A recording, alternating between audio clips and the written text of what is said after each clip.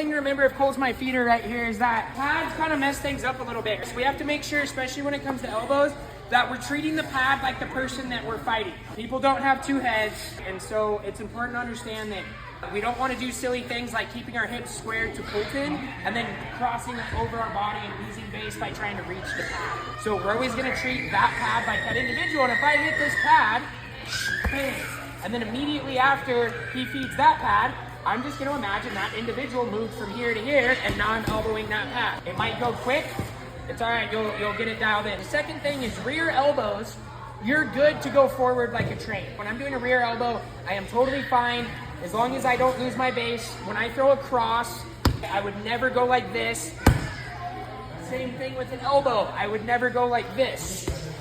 Where the cross ends, bang.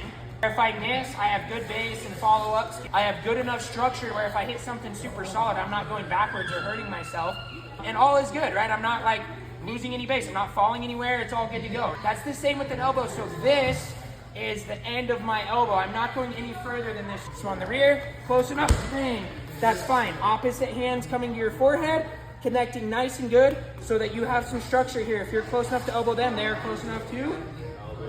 Perfect. It's very important to remember that because you guys get armbarred and you think about it for 3 days, and then Colton's like bang and sparring, and you drive home and you don't think about it. So it's important to internalize a little bit. On the lead elbow, you must cut an angle. There are a few times when you might double tap like parrying an elbow and you're able to go straight forward, but the problem is the follow-ups. So it's very important that when we do lead elbows, you are almost getting a quarter turn out of it. Bang. And then it should be setting things up. The elbowing arm, palm faces the ground. You're elbowing with the blade in the forearm.